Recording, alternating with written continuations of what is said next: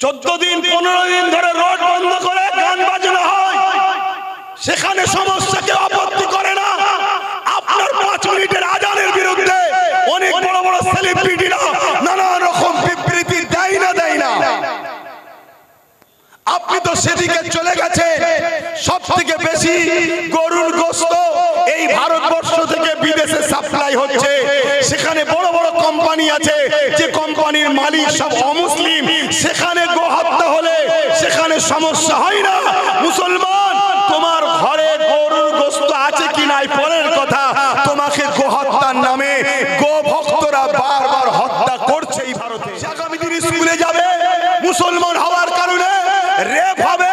যারা রেপ করবে, কাশ্মীরে যেমন 80 ভাগের রেপ যারা করেছিল তাদেরকে ফুলের মালা দিয়ে তাদের জন্য মিছিল বেরিয়েছিল। তুমি মুসলমান হওয়ার জন্য তোমার ঘরের বেটিটাকে রেপ করবে, আর তাকে যারা রেপ করবে তাকে আগামী দিন সিংহাসনে বসাবার জন্য জনগণ তার পিছনে দাঁড়াবে। কবে বুঝবে আমার কম? এই পানি দেখলে হবে না, ঝড় দেখলে হবে না, তুফান দেখলে হবে না, রোদ দেখলে হবে না, শীত দেখলে হবে না, পুলিশের বুলেটের গুলি দেখলে হবে না, কামান দেখলে হবে না। কোন সরকার বলবে যে আমি বিরোধী হয়ে যাব, ওটা দেখলে হবে না। তোমাকে দেখতে হবে তোমার সৃষ্টিকর্তা যাতে রাজি, তোমাকে সেই পথে চলা দরকার। তোমাকে দেখতে হবে তোমার দেশকে বাঁচাবো কোন রাস্তায়, সেই পথে তোমাকে চলতে হবে। তোমাকে দেখতে হবে তোমার পরিবার সন্তানেরা কি করে নিরাপদে থাকবে, সেই রাস্তায় তোমাকে চলতে হবে। এটা চলতে গিয়ে যদি কেন্দ্র সরকার তোমার বিরুদ্ধে যুদ্ধের ঘোষণা দেয়, ওই যুদ্ধকেও তোমাকে অ্যাকসেপ্ট করতে হবে। রাজ্য সরকার যদি বলে তোমার দুশমন হয়ে গেছি, তার বিরুদ্ধেও তোমাকে তৈরি হতে হবে। এটাই হবে তোমার প্রকৃত মানবতা, এটাই হবে তোমার প্রকৃত মনুষ্যত্ব, এটাই হবে তোমার প্রকৃত মনুষ্যত্ব। যদি এটা তোমার মধ্যে না থাকে, তুমি একটা মরা। নিশ্চয়ই জানেন আবার নাকি করোনা দেখা দিচ্ছে। আমি জানি না এই করোনা কি বিষয়, কি ব্যাপার। তবে যখনই কোনো গভর্নমেন্ট চাপে পড়ে বা কিছুর ব্যাপার থাকে, তখনই করোনা নাকি মাথা চাড়া দিয়ে আসে সরকারকে বাঁচাবে বলে। এরকম ঠিক একটা ব্যাপার হয়। করোনায় মানুষ কত মরেছে আমি জানি না, তবে আমি এতটুকু জানি মানুষ দৈনন্দিন জীবনে তার রুজি রুটির অধিকার পাচ্ছে না বলে আত্মহত্যা করে, কৃষক থেকে শুরু করে প্রতিটা শ্রেণীর গরিব মানুষ যেভাবে আত্মহত্যা করছে, যেটা করোনা রোগ থেকে অনেক বেশি মানুষ মারা যাচ্ছে। আজকের আমার ভারতবর্ষে কেন্দ্রের অপদার্থ সরকারের গাফলতি বলতে পারি, চক্রান্ত বলতে পারি, আমার ভারতবর্ষে প্রতিদিন 100-র উপরে মানুষ মারা যাচ্ছে। শুধুমাত্র পাবলিকের হিংসার কারণে হত্যা হচ্ছে। আইনকে হাতে নিয়ে একদল লোক ভারতীয় ঘরে হত্যা করছে। তো যাক, আপনারা বেশ কিছু মানুষ এসেছেন, এতে আমি অত্যন্ত খুশি যে এই ভিজে আপনারা, কেন আবহাওয়া তো সকাল থেকেই কম বেশি এরকম চলছে। এবং যারা খবর রাখেন, গত 2 দিন আগে থেকেই একটা আবহাওয়া উঠেছে, একটা নিম্নচাপ উঠেছে।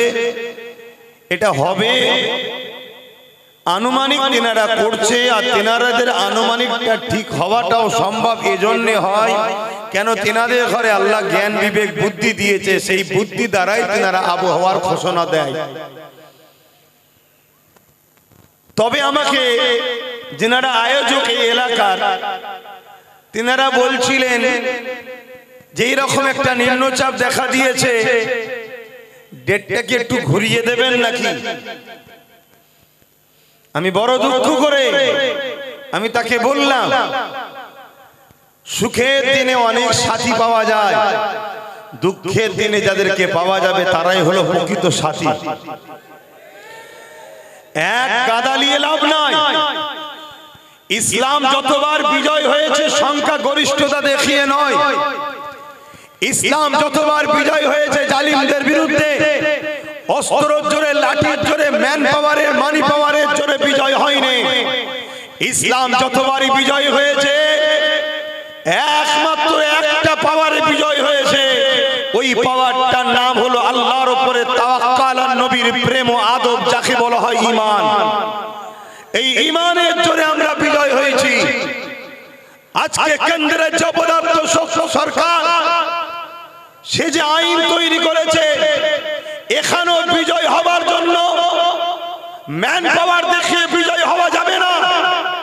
কেন? পুরো দেশের পাওয়ার তার হাতে, এখন মিলিটারি তার হাতে, অস্ত্র পাওয়ার তার হাতে, অর্থনীতি পাওয়ার তার হাতে, এবং যতগুলো অঙ্গরাজ্য আছে কম বেশি বেশিরভাগই তার সাথে আছে। এই কালা কানুনের বিরুদ্ধে যদি আমরা বিজয় লাভ করতে পারি, সেই একটা পাওয়ারই বিজয় লাভ করব, আল্লাহর উপরে ভরসা, নবীর প্রেম ও আদব যেটাকে বলা হয় ঈমান, ওই ঈমানের দ্বারাই আমরা বিজয় লাভ করব। একজন ইসলামের অনুসারী হিসাবে আমি মনে করি, কেন আমার ইতিহাস জানা আছে। বিগত দিন 1992 সালে ঐতিহাসিক 500 বছর আগেকারের মসজিদ বাবরি মসজিদকে শহীদ করে দিল কম বেশি 200 লক্ষর উপরে সন্ত্রাস বাহিনী মিলে। সেই সন্ত্রাস বাহিনীরা ভারতবর্ষের একটা ঐতিহ্য, ভারতবর্ষের প্রাচীন একটা স্মৃতি বাবরি মসজিদ। হ্যাঁ, ওটা মুসলমানদের ধর্মীয় স্থান হতে পারে, কিন্তু ওটা ভারতের একটা ঐতিহ্য, 1500 বছরের একটা স্মৃতি, সেটাকে শহীদ করে দিল। সেটা নিয়ে আন্দোলন পুরো দেশ জুড়ে হতে লাগলো। কোর্টে বেশ বিচার শুরু হলো, একটার পর কোর্ট, আরেকটা কোর্ট, সুপ্রিম কোর্টে বিচার চলে গেল। আস্তে আস্তে আমাদের আন্দোলন ঠান্ডা ঘরে চলে গেল। ডেটের পর ডেট, ডেটের পর ডেট, ডেটের পর যেতে যেতে একটা দিন পুরো ভারতবর্ষের সাধারণ মুসলমান তারা আন্দোলনকে ভুলে গেল, বাবরির কথা ভুলে গেল। শুধু 6 ডিসেম্বর এলে কালা দিবস পালন করে, তাও নিজে ছোট ছোট করে। সুপ্রিম কোর্ট ঠিক টাইমে, ঠিক সময়ে সুপ্রিম কোর্টকে সম্মান দেওয়া এটা আমার দায়িত্ব, সুপ্রিম কোর্টকে আস্থা রাখা এটা আমার দায়িত্ব। কিন্তু সুপ্রিম কোর্টের বিচারক যিনারা হয়, তিনারা তো মানুষই, তিনাদেরও জীবন জীবিকা, রুজি, পরিবার, সন্তান আছে। জানি না চাপে পড়ে হোক, শখে হোক, একটা দিন যখন পুরো ভারতের সম্প্রীতি প্রেমিক মানুষ, ভারতের ঐতিহ্য বাবরি মসজিদ প্রেমিক মানুষ, মুসলিম সম্প্রদায়ের মানুষ আন্দোলন ভুলে গেল, বাবরি ভুলে গেল, তখন টুক করে আইন পাস করে দিল কি ওখানে রাম মন্দির হবে। কেন? আমরা ঘুমিয়ে পড়েছিলাম তাই। আজকেও যে আন্দোলন, পুরো ভারতবর্ষের মসজিদ, মাদ্রাসা, কবরস্থান, ঈদগাহ, এক কথাই বলতে পারি ইসলামের সিম্বল, ইসলামের পেহচান, মুসলমানদের অস্তিত্ব। আমরাই ভারতবর্ষে হাজার হাজার বছর আছি, তার প্রমাণ দিচ্ছে কেরলের চিরামান মসজিদ, 1400 বছর বয়স যে মসজিদের। আমরাই ভারতবর্ষে হাজার হাজার বছর আছি, তার প্রমাণ দিচ্ছে গুজরাটের 13 বছরের মসজিদ, 1300 বছরের মসজিদ। আমরা ভারতবর্ষে হাজার হাজার বছর আছি, তার প্রমাণ দিচ্ছে এই ভারতবর্ষের হাজার হাজার মসজিদ, মাদ্রাসা এবং আমাদের ঐতিহাসিক পুরাতন কবরস্থানগুলো। এগুলোর মূল লক্ষ্য কি? এগুলোর মূল লক্ষ্য হলো মুসলমানদের ঘরে ভারতের নাগরিকত্ব কেড়ে নেওয়া, মুসলমানদের ঘরে ডিভোটার করা, মুসলমানদের ঘরে এই জায়গায় নিজেতে গেলে আগে মুসলমানদের হাজার হাজার বছরের প্রাচীন ঐতিহ্য, স্মৃতি, যেটা প্রমাণ দিচ্ছে মুসলমান স্বাধীনতার পরে বাংলাদেশ ভারত থেকে আসে না, মুসলমান দেশে হাজার হাজার বছর ছিল, তার প্রমাণ দিচ্ছে ওই চিরামান মসজিদ, ওই গুজরাটের মসজিদ, ওই আমার এলাকার 500 বছরের, আপনার এলাকার 300 বছরের শাহী মসজিদ। প্রমাণ দিচ্ছে এই বসিরহাটে 300 বছর ধরে মুসলমান আছে, এই মসজিদটা প্রমাণ দিচ্ছে। অতএব তোমার গ্রামের নতুন মসজিদ এখন টার্গেট নয়, টার্গেট হলো শাহী মসজিদকে নিয়ে, টার্গেট হলো ওই যে মালদার ঐতিহাসিক মসজিদটাকে নিয়ে। এগুলোকে মুছে দিতে পারলেই তবেই তো বলা যাবে তোমরা অন্য দেশ থেকে এসেছো, এদেশে আছো, খাটো, খাও, কিন্তু তোমরা ভোটার অধিকার পাবে না। যে আমাদের অধিকারকে কেড়ে নেবার যে ষড়যন্ত্র, কিন্তু বড় দুঃখের সাথে বলতে হয় আজকে বহুত মানুষ আপনারা এসেছেন, যেমন সাধুবাদ জানাচ্ছি, কিন্তু আমি ওই সকল ব্যক্তিকে বলতে চাই যারা এসেছেন কিন্তু পানিতে ভিজার ভয়ে ছায়াতে দাঁড়িয়ে আছেন। কাল যদি আপনাকে বলা হয় একটা সাইকেল রেস হবে, জিততে পারলে 1000 টাকা পুরস্কার আছে, 500 টাকা, 10,000 টাকা পুরস্কার আছে, তখন কি আপনি গা বাঁচিয়ে থাকবেন? আমি আপনাকে জাগাতে এসেছি, ওয়াকাব নিয়ে, পালগাঁও নিয়ে। আমার আগে উলামারা বক্তব্য দিয়েছে, আমি 10 বছর ধরে আমার কওমকে জাগাচ্ছি যে কওম জাগো, কওম জাগো, ঘুমিয়ে থেকো না, ঘুমিয়ে থেকো না। কেন আমাদের পিছনে বিরাট বড় ষড়যন্ত্র চলছে। সেই ষড়যন্ত্রের মূল কথা হলো দুটো, ভারতে ইসলাম রাখবো না, আর ভারতে মুসলমানরা যদি থাকে ইসলাম ছাড়া থাকতে হবে। আপনারা কি থাকতে রাজি আছেন ইসলাম ছাড়া? আপনাদের তো সেদিকে নিয়ে চলে গেছে, আপনাদেরকে সে জায়গায় পৌঁছে দেওয়া হয়েছে। 14 দিন 15 দিন ধরে রোড বন্ধ করে গান বাজনা হয়, সেখানে সমস্যা কেউ আপত্তি করে না। আপনার 5 মিনিটের আজানের বিরুদ্ধে অনেক বড় বড় সেলিব্রিটিরা নানা রকম বিবৃতি দেয় না। আপনি তো সেদিকে চলে গেছে। সব থেকে বেশি গরুর গোশত এই ভারতবর্ষ থেকে বিদেশে সাপ্লাই হচ্ছে। সেখানে বড় বড় কোম্পানি আছে, যে কোম্পানির মালিক সব অমুসলিম। সেখানে গো হত্যা হলে সেখানে সমস্যা হয় না। মুসলমান, তোমার ঘরে গরুর গোশত আছে কি নাই পরের কথা, তোমাকে গো হত্যার নামে গো ভক্তরা বারবার হত্যা করছে এই ভারতে। তুমি কি বুঝতে পারছো না? আজকে তুমি চতুর্দিকে তাকিয়ে দেখো, তোমার বাড়াইপুরেতে তোমার মসজিদের মধ্যে ঢুকে তোমার মসজিদের ইমামের জায়গায় প্রসাদ করা হচ্ছে, তাকে পরের দিন জামিন করে ছেড়ে দেওয়া হচ্ছে। তুমি কি এখনো বুঝতে পারছো না? তোমার ভারতবর্ষের এই বনগাঁ আকাইপুরে রেল স্টেশনে দুজন অমুসলিম ভারতের কি বলে পাকিস্তানের পতাকা বেঁধে মুসলমানদের ঘরে ফাঁসাবার চক্রান্ত করেছিল। হাতে নাতে ধরা পড়লো, তাদেরকে পরের দিন জামিন হয়ে গেল। তাদেরকে আবার কেন্দ্র সরকারের লোকেরা ফুলের মালা দিয়ে স্লোগান দিতে দিতে তাদেরকে নিয়ে আসা হচ্ছে।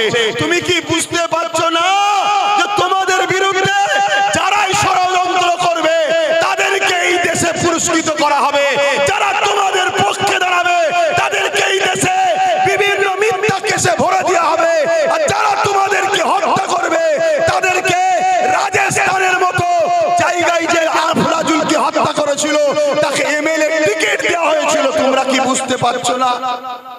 আমরা তো এই 10 বছর ধরে জাগাচ্ছি। বড় দুঃখের সাথে বলছি আমার কম, তুমি যদি বাঁচতে নাও চাও, তোমার এই ছোট্ট ফুটফুটে বাচ্চা ছেলেটা, বাচ্চা মেয়েটা কি অপরাধ করেছে তোমার ঘরে জন্ম নিয়ে, তুমি তার কথা একটু ভাববে না? তার ভবিষ্যৎটা কি ভাববে না? সে আগামী দিন স্কুলে যাবে, মুসলমান হওয়ার কারণে রেপ হবে। যারা রেপ করবে, কাশ্মীরে যেমন 80 ভাগের রেপ যারা করেছিল তাদেরকে ফুলের মালা দিয়ে তাদের জন্য মিছিল বেরিয়েছিল। তুমি মুসলমান হওয়ার জন্য তোমার ঘরের বেটিটাকে রেপ করবে, আর তাকে যারা রেপ করবে তাকে আগামী দিন সিংহাসনে বসাবার জন্য জনগণ তার পিছনে দাঁড়াবে। কবে বুঝবে আমার কম? এই পানি দেখলে হবে না, ঝড় দেখলে হবে না, তুফান দেখলে হবে না, রোদ দেখলে হবে না, শীত দেখলে হবে না, পুলিশের বুলেটের গুলি দেখলে হবে না, কামান দেখলে হবে না, কোন সরকার বলবে যে আমি বিরোধী হয়ে যাব ওটা দেখলে হবে না। তোমাকে দেখতে হবে তোমার সৃষ্টিকর্তা যাতে রাজি, তোমাকে সেই পথে চলা দরকার। তোমাকে দেখতে হবে তোমার দেশকে বাঁচাবো কোন রাস্তায়, সেই পথে তোমাকে চলতে হবে। তোমাকে দেখতে হবে তোমার পরিবার সন্তানেরা কি করে নিরাপদে থাকবে, সেই রাস্তায় তোমাকে চলতে হবে। এটা চলতে গিয়ে যদি কেন্দ্র সরকার তোমার বিরুদ্ধে যুদ্ধের ঘোষণা দেয়, ওই যুদ্ধকেও তোমাকে অ্যাকসেপ্ট করতে হবে। রাজ্য সরকার যদি বলে তোমার দুশ্মন হয়ে গেছি, তার বিরুদ্ধেও তোমাকে তৈরি হতে হবে। এটাই হবে তোমার প্রকৃত মানবতা, এটাই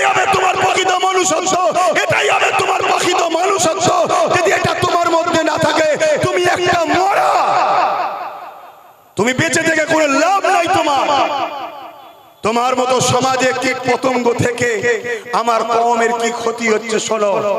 তুমি তো ইনসাফের রাস্তায় পাওয়া যায় না, তোমাকে তো ইনসানিয়াতের রাস্তায় পাওয়া যায় না।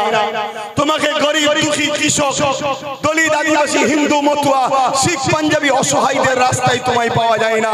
তোমাকে পাওয়া যায় এদেরকে যারা লোটে সেই শাসকদের চাটুকারি করাতে পাওয়া যাচ্ছে। তোমার মতো অসভ্য থাকার থেকে এই সমাজ তোমাকে থেকে মুক্ত হওয়াটাই ভালো। আজ বড় দুঃখের সাথে গুটি কতক কথা বলছি। ওয়াকাব নিয়ে সবাই বলেছে, আমি হয়তো বলতে পারবো কি জানি না, কারণ আপনাদের সেই মন মানসিকতা এখনো আছে কি আমি জানি না। কিন্তু আমি এতটুকু বলবো, আমার কেন্দ্রে যে সরকার বসেছে আমার দেশে, আপনারা মাথার মধ্যে ঢুকেলেন এই সরকার আমার দেশের সবচেয়ে বড় ক্ষতি করছে। এই সরকার আমার দেশের সম্পদগুলোকে বিক্রি করছে। এই সরকার আমার দেশের এয়ারপোর্ট রেল সবকিছু বিক্রি করে দিয়েছে। আজকের এই ওয়াকফ কালা কানুন মনে রাখবেন, এখানে আরো একটা কথা বলে দিই, এটা শুধু মুসলমানদের একার লড়াইয়ের বিষয় নয়। যেমন ইসলামিক সম্পদের উপরে আঘাত দিয়েছে, কিন্তু কেন্দ্র সরকার এই আইনটা করতে গিয়ে সর্বপ্রথম যার উপরে আঘাত দিয়েছে ওই আঘাতটা হলো আমার দেশের সংবিধানের উপরে আঘাত দিয়েছে। আজকে এই ওয়াকফ নিয়ে শুধু আমরা মুসলমান কথা বলবো তা নয়, এই ওয়াকফের বিরুদ্ধে কেন্দ্র সরকার যে কালা কানুন তৈরি করেছে সেটা তো সংবিধান বিরোধী আইন। তাহলে সংবিধান তো পুরো ভারতবাসীর, তাই হিন্দু দলিত আদিবাসী শিখ পাঞ্জাবি সবার কাছে আপনাকে মেসেজ পৌঁছাতে হবে, আপনাকে দায়িত্ব নিতে হবে, বাড়ি বাড়ি প্রতিবেশী সবাইকে বোঝাতে হবে যে কেন্দ্র সরকার আমার সংবিধানের অনুচ্ছেদের বিরুদ্ধে গিয়ে, সংবিধানের ধারার বিরুদ্ধে গিয়ে আমাদের ওয়াকফ কালা কানুন তৈরি করেছে। অর্থাৎ আপনি যদি মসজিদের পাশে না দাঁড়ান, না দাঁড়াকে যান, মাদ্রাসার পাশে না দাঁড়ান, না দাঁড়াকে যান, কবরের পাশে না দাঁড়াতে যান, না দাঁড়াকে যান, কিন্তু আপনি একজন দেশবাসী হিসাবে কেন সংবিধানকে মিটাতে চাইছে তার বিরুদ্ধে গিয়ে আপনি কেন্দ্র সরকারের বিরুদ্ধে কেন কথা বলছেন না? এটা আমাদের সেকুলার দরদিগুলোকে বলা দরকার আছে না নাই? আমাদের তো বন্ধু চিনা দরকার, আমাদের তো আপন চিনা দরকার, আমাদের তো দুশ্মন চিনা দরকার। বামফ্রন্ট যদি ওয়াকফের বিরুদ্ধে না বলতে চায় না বলকে যা, কিন্তু বামফ্রন্ট তো তার উচিত ওয়াকফ আইন কি বলে সংবিধান বিরোধী যে আইন রয়েছে তার বিরুদ্ধে বলা দরকার আছে না নাই? কংগ্রেস যদি ওয়াকফ নিয়ে বলতে না চাই না যাকে যা, কিন্তু সংবিধান বিরোধী আইন রয়েছে, এই সংবিধান বিরোধী করলো কেন? এর জন্য কেন্দ্র সরকারের বিরুদ্ধে কেস করা দরকার আছে না নাই? আজকে টিএমসি গভর্নমেন্ট সে যদি আমার মসজিদ নিয়ে বলতে তার অ্যালার্জি হয়, কবরস্থান দিয়ে বলতে তার যদি ঘৃণা লাগে, মাদ্রাসা নিয়ে বলতে তার যদি বুকে ব্যথা হয়, না বলতে চাই না বলকে যাক, কিন্তু টিএমসি গভর্নমেন্টকে সুপ্রিম কোর্টে কেস করা দরকার ছিল। কেন্দ্রের অপরাধ সরকার আমার সংবিধানের বিরুদ্ধে গেছে, এই কেস করা দরকার আছে না নাই? কিন্তু মনে রাখবেন, রসুলের মাথাগুলো আলাদা হতে পারে, সবার পিছনটা এক জায়গায় আছে। তাই সংবিধান বিরোধী হচ্ছে হচ্ছে যা, কিন্তু শেষ করছে তো মুসলমানদের। অতএব মোচকে একটু হেসে চুপ থাকো, মোচকে একটু হেসে চুপ থাকো। এইরকম একটা জায়গায় যদি আপনারা এই ওয়াকফ কালা কানুনকে বাতিল করতে না পারেন, আপনাদের জন্য একটা আইন অপেক্ষায় আছে। একটু আগে থেকে শুনিয়ে দিচ্ছি। 2000 আজ থেকে 10 বছর আগে যা বলেছিলাম, আল্লাহর দয়াতে যা বলিয়েছেন আল্লাহ আজকে ঘটছে। আজকে বলে যাচ্ছি, যদি এই আইনকে আমরা বাতিল করতে না পারি, এই কালা কানুনকে যদি আমরা কৃষক বন্ধুদের মতো বাতিল করতে না পারি, তাহলে আজকে আমাদের জন্য একটা আইন অপেক্ষা করছে। ওই আইনটার নাম হলো UCC, uniform civil code. Already আমার ভারতবর্ষের উত্তরাখণ্ডে চালু হয়ে গেছে। ওই উত্তরাখণ্ডের মুসলমানরা তারা তাদের ইসলামী কালচার, ইসলামী রীতিনীতি, ইসলামী আদর্শ অনুযায়ী তারা জীবন ব্যবস্থা পরিচালনা করতে পারছে না। ওটা পুরো ভারতবর্ষে লাগু হবে। আজকে মসজিদের বিরুদ্ধে গেছে, কাল আপনি ভাববেন মসজিদ যদি না থাকে ঘরে নামাজ পড়ে নেবো, আইন হবে, ঘরেও নামাজ পড়তে পারবেন না।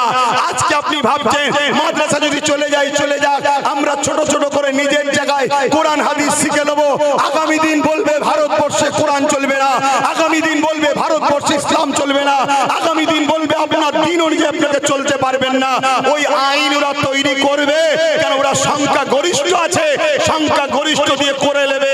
ওয়াকাফ কালাকানুন করে শুধু টেস্ট করে দেখছে মুসলমান ঘুমোচ্ছে না আমাদের খরিদ্দার হয়ে গেছে। আমার কথা মাইকে বুঝতে পারছেন? আমাদেরকে তো কিনে নিয়েছে। এগুলো করে করে মাঝে মাঝে টেস্ট করে দেখছে কতজন পক্ষে আছে আর কতজন গোলামি কি বলে বিরুদ্ধে গেছে, আর কতজন আমাদের গোলামি স্বীকার করেছে। এগুলো তো টেস্ট করে দেখছে।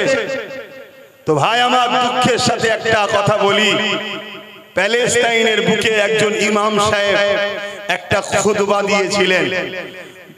এই 1.5 থেকে 2 মিনিটের খুতবা। জুম্মার দিনে কি 1.5-2 মিনিটের খুতবা হয়? কিন্তু ইমাম সাহেব খুতবা দিয়েছিলেন। কি খুতবা? যে জাতি 40,000 নিজেদের বাচ্চার মৃত্যু দেখে, যে জাতি 80-90 হাজার মুসলমানের ক্ষতিগ্রস্ত ইনজোর দেখে, যে জাতি 20 লক্ষ মুসলমানের ঘর ছাড়া দেখে আজও পরিবর্তন হলো না, ওই জাতিকে আমি ইমাম খুতবা দিয়ে পরিবর্তন করতে পারবো না বলে নামাজ শুরু করেছিল। আজকে আমিও বলছি এ জাতিকে, এ সমাজকে আমার মতো আব্বাস সিদ্দিকী বুঝাতে আর পারবে কি জানি না। কেননা এ জাতি দৈনন্দিন জীবনে রোজ দেখছে আমাদের উপরে হত্যা হচ্ছে, খুন হচ্ছে, জুলুম হচ্ছে, আমাদের ওয়াকফ চলে যাচ্ছে, আমাদের কবরস্থান সবকিছু চলে যাচ্ছে। যদি এ জাতি এখনো পরিবর্তন না হয়, এ জাতিকে বুঝানো মনে হয় বক্তব্য দিয়ে পরিবর্তন করা মনে হয় আর সম্ভব হচ্ছে না। তবে হ্যাঁ, পরিবর্তন হবে তো বটেই। কবে হবে? যেদিন এ জাতির সংখ্যাটা কমে যাবে। কেন ইতিহাস বলছে যতদিন আমাদের মধ্যে সংখ্যা গরিষ্ঠতা ছিল, আমরা সংখ্যা অনেক ছিলাম, আমাদের মধ্যে হাজারো দলে বিভক্ত হয়ে গেছি আমরা। তাই হাজারো দলে বিভক্ত হয়ে যে এক একজন এক এক দিকে আমাদেরকে টেনে নিয়ে যাচ্ছে। তাই আমরা ইচ্ছা থাকলেও উপায় আমাদের নাই। তাই আমি কথা সংক্ষেপ করছি, কেন আবার পানি আসছে। হয়তো আব্বাস সিদ্দিকী ভিজে শরীর খারাপ হয়, হোক গে যাক, আপনাদের ভিজলে হয়তো শরীর খারাপ হতে পারে। কেন আপনাদের জীবন আমার জীবনের থেকে হয়তো অনেক মূল্যবান, তাই আপনারা ভিজতে চাইবেন না। তাই আমি সংক্ষেপ করে এতটুকু বলি, এই ওয়াকফ কালা কানুনকে যদি সত্যি আমরা পরিবর্তন করতে চাই, তাহলে নম্বর 1 হলো যে কথা প্রথমে আসলো, কৃষক বন্ধুদের মতো আন্দোলন করতে হবে। কৃষকদের সংখ্যা মাত্র 2%। কত পার্সেন্ট? 2%। সেই কৃষক পাঞ্জাবে 2% শিখ পাঞ্জাবি ভাইয়েরা তারা আন্দোলন যে দেখিয়েছে, সেই আন্দোলন অনুযায়ী আমাদেরকে আন্দোলন করতে হবে। তাদের আন্দোলন ছিল ঝড়েতে, তাদের আন্দোলন ছিল রোদেতে, তাদের আন্দোলন ছিল পানিতে, তাদের আন্দোলন ছিল রাতেতে, তাদের আন্দোলন ছিল দিনেতে, তাদের আন্দোলন ছিল 24 ঘন্টা রাস্তার উপরে। তাদের আন্দোলনে কাঁদুনি গ্যাস ছোড়া হয়েছে, তাদের আন্দোলনে বুলেটের গুলি কেন্দ্র সরকার চালিয়েছে, তাদের আন্দোলনে যে নিজের পাশে অনেক ভাই খুন হয়ে গেছে, তরতাজা লাশ পড়ে গেছে। এত কিছু দেখার পরও তারা মাসকে মাস আন্দোলন চালিয়েছে। তাদের একটাই কথা ছিল, কৃষক কালা কানুন বাতিল করতে হবে। যদি আগামী দিন আমরা এই বর্ষার দিনে এইভাবে যদি আন্দোলন করতে শুরু করি, এই আন্দোলনকে যদি আমরাও বলি, আগামীতে রোদ আসলেও হবে, রাত আসলেও হবে, দিন আসলেও হবে, ঝড় আসলেও হবে, তুফান আসলেও হবে, পুলিশের লাঠি চললেও হবে, গুলি চললেও হবে, বোম চললেও হবে। একদিন আন্দোলন যদি আমরা বন্ধ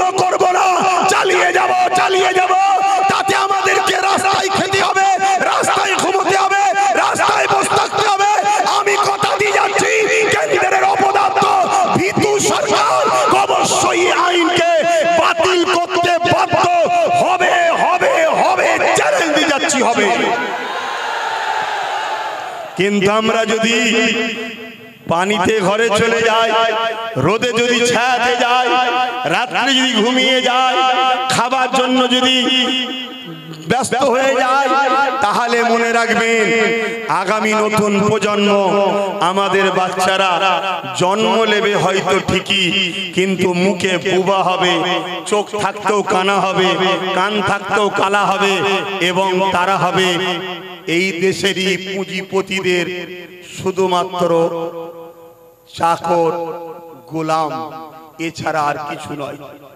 আর আমাদের বেটিরা যদি এইভাবে আমরা জীবন যাপন করি, মনে রাখবেন আগামী দিন এই সমাজের ধনী পুঁজিপতিদের শুধুমাত্র ভাষা খারাপ লাগলো বলতে বাধ্য হচ্ছি, রাতের ভোগের পাত্রী ছাড়া দ্বিতীয় কিচ্ছু হবে না।